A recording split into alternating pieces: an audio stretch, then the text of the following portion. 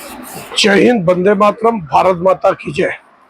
राष्ट्रवाद की बात प्रहार के साथ आप सभी का हार्दिक स्वागत है। दोस्तों, कल होली तो बड़े उत्तर प्रदेश में बड़े शांतिपूर्वक संपन्न हुआ।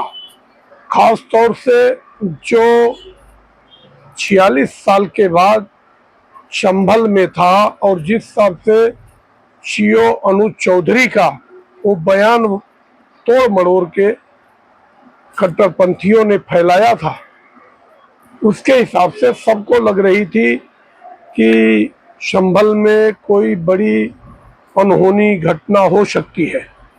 मगर अच्छा हुआ कि शांतिपूर्वक संपन्न हुआ। मगर जो शाहजहांपुर की घटना हुई कि वहाँ पे अनेकों साल से रीति रिवाज है कि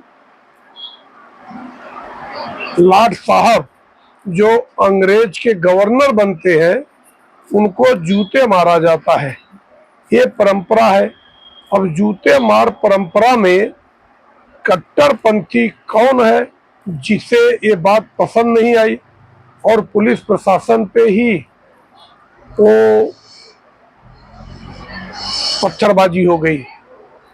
ठीक है, उत्तर प्रदेश की घटना है तो वहाँ चिंता का विषय नहीं है, क्योंकि उत्तर प्रदेश की पुलिस और उत्तर प्रदेश की सरकार इसमें सक्षम है। जो भी कानून व्यवस्था को खराब करने की कोशिश करेगा उसे भुगतना पड़ेगा और आने वाली 7 पीढ़ियां उस घटना को याद करेंगी। मगर इतना सब कुछ होने के बाद जहां एक तरफ संभल में मस्जिदों को ढका गया तिरपाल से, उसके बाद इतनी ज्यादा सुरक्षा व्यवस्था की गई और वहां पे शांतिपूर्वक अगर नमाज और होली दोनों हुआ तो ये शाहजहांपुर की घटना विचलित करने वाली घटना है कि शाहजहांपुर में कौन ऐसे उपद्रवी तत्व है जो कि उनको शांति या फिर ये रीति रिवाज या अंग्रेजों को जूते मारने वाली परंपरा पसंद नहीं आई। एक बार तो ये लोग कहते हैं कि अंग्रेजों के सामने घुटने टेकने वाली आरएसएस थी या माफी वीर थे वीर सावरकर जी। मगर आज अगर गुलामी अंग्रेजों की या मुगलों की मिटाई जा रही है देश में, चाहे कर्तव्य पथ पे जो कि राजपथ बना के रखी थी दोगली कांग्रेस, वहां पे जॉर्ज पंचम की तस्वीर हटाकर वहां पे सुभाष चंद्र बोस की मूर्ति लगाई गई, तो ये बात तो कांग्रेस को कहीं ना कहीं हजम नहीं हो रही है। और ये जो शाहजहांपुर में घटना हुई ये जरूर विचलित करने वाली है और इसमें सख्ती से निपटने का समय है। अब अगली घटना है कि जहां पे बीजेपी सरकार नहीं है, चाहे वो झारखंड हो चाहे पश्चिम बंगाल हो। अब झारखंड में गिरिडीह में 2 समुदायों में इसलिए बहस हो गई कि वो मस्जिद के बाद से डीजे बजा के ले जा रहे थे हिंदू लोग अभी थोड़े दिन ही, और उसमें ये खबर सब आ रही है कि रोहनिया लोगों ने पत्थरबाजी किया है। जब वहां पे इतना बड़ा विषय था घुसपैठ और रोहनिया का, फिर भी झारखंड की जनता ने वापस हेमंत सोरेन को इसलिए सत्ता चुन के दे दिया कि वो जेल गए थे और उनको हाई कोर्ट से जमानत मिल गई। तो हाई कोर्ट से जमानत मिल जाने की वजह से उनके काले कारनामे पे पर्दा नहीं पड़ जाता है।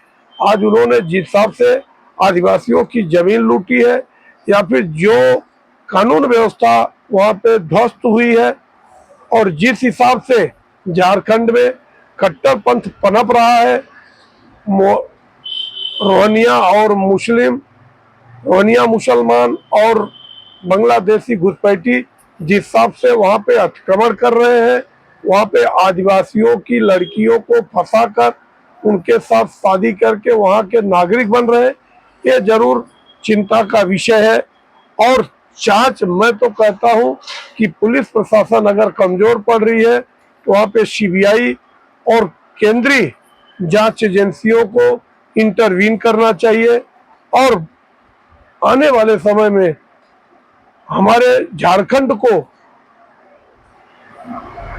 डेमोग्राफी बदलने से पहले बचाना चाहिए, क्योंकि ये आदिवासियों की जमीन है और बिरसा मुंडा की जमीन है। और भगवान बिरसा मुंडा जो कि आदिवासियों के लिए और देश के लिए इतना बड़ा योगदान किया, मगर ये कांग्रेस और जेएमएम तुष्टीकरण के चक्कर में झारखंड की संस्कृति सभ्यता को खराब कर रहे। हर मौके पे वहाँ पे हिंदुओं के हर त्योहारों पे, उनके शोभा यात्रा पे पत्थरबाजी हो रही है, बंदूक निकल रही है, गोलियां चल रही है और सरकार लाचार है।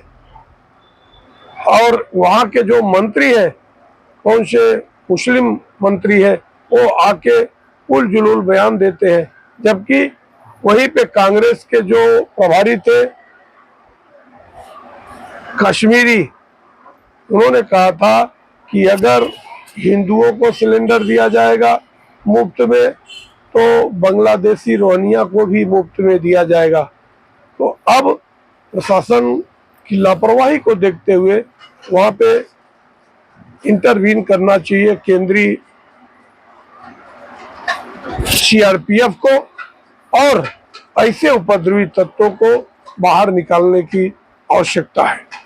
दूसरी घटना है बिहार। बिहार में कानून व्यवस्था लचर होते जा रही है। अब मुंगेर में हिंदुओं का डीजे हिंदुओं ने ही नहीं बजाने दिया, खास तौर से यादव समुदाय। आजकल उत्तर प्रदेश और बिहार के यादव अपने आप को वो हिंदू समझते ही नहीं है, वो एक पार्टी के गुलाम बन गए हैं। हम कह रहे कि वहाँ पे गोलीबारी हुई और एक व्यक्ति मंटू यादव की हत्या हो गई। ऐसा क्यों हो रहा है, जबकि बिहार में 3 दिन के अंदर 2 एएसआई की हत्या हो गई। मतलब वो एएसआई जाके 2 जन में सुलह कराने गया था। तो अब लॉ एंड ऑर्डर बिहार का बिगड़ गया है। मुझे लगता है कि अब नीतीश कुमार को इस्तीफा देना चाहिए, क्योंकि अब उनके बस का नहीं है, बिहार उनके बस का नहीं, और बिहार संभल नहीं पाएगा। और ऐसा न हो कि उनकी जिद के नाते और बीजेपी की गलती की वजह से न चाहकर बिहार में एनडीए न रह के वापस आरजेडी और लालू का गुंडा राज और जंगल राज वापस कायम हो जाए। इसके लिए मैं कहना चाहता हूं खासतौर से नीतीश कुमार से कि अब आपकी अवस्था और आपका नियंत्रण नहीं रह गया, अब आपको समय से इस्तीफा देना चाहिए और एक सशक्त नेतृत्व भारतीय जनता पार्टी को मुख्यमंत्री बनाना चाहिए। खासतौर से सम्राट चौधरी के हाथ में अगर सत्ता जाती है तो बिहार का काया पलट हो सकता है, और जितने भी अपराधी हैं, अपराधी सलाखों के पीछे होंगे। और वहाँ पे जिस हिसाब से चाहे जहरीली शराबें फल फूल रही है, या फिर वहाँ पे लॉ एंड ऑर्डर जो खराब है, गुंडा का राज हो रहा है, दबंग बढ़ते जा रहे हैं, ऐसे लोगों पे भी अंकुश लगेगा। तो अगर आप लोगों को हमारा विश्लेषण अच्छा लगे तो आप हमारे कमेंट सेक्शन में अपने विचार रखें। हाँ, योगी की जो परीक्षा थी उत्तर प्रदेश में लॉ एंड ऑर्डर की, उन्होंने अपनी परीक्षा पास की, और समय के मांग के हिसाब से उत्तर प्रदेश जैसा मुख्यमंत्री पूरे देश में होना चाहिए। वहीं मध्य प्रदेश के महू में भी शांतिपूर्वक होली और जुमा का नमाज हुआ, वहाँ पे कोई अप्रिय घटना नहीं हुई। अगर राजस्थान में भी सीकर में ऐसी घटना हुई है, दो समुदाय के बीच में, तो फिर भी हमें भरोसा है कि राजस्थान में सशक्त नेतृत्व है, भजन लाल शर्मा की सरकार है, जहां एक तरफ पूरे देश में सनातनियों ने बढ़ चढ़ के होली के रंग में सराबोर होकर सनातन के ध्वजा को आगे बढ़ाने का काम किया, वही मजबूरी में अखिलेश यादव भी और उनके चाचा राम गोपाल यादव भी मजबूरी में होली खेले। मगर हिंदुओं को सचेत रहने की जरूरत है, इन काल नेमियों को पहचानने की जरूरत है।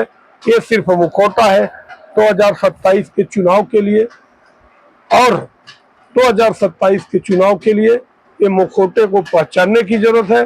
सशक्त नेतृत्व योगी आदित्यनाथ महाराज का, जो कि उत्तर प्रदेश को उत्तर प्रदेश बना सकता है, सर्वांगीण विकास कर सकता है। वहां पे गुंडा राज खत्म होगा, किसी का तुष्टीकरण नहीं होगा, और संतुष्टीकरण के राह पर अब देश के मुस्लिमों को भी आना चाहिए, उनको पहचानना चाहिए किसने सिर्फ तुष्टीकरण करके आपका लाभ उठाया है।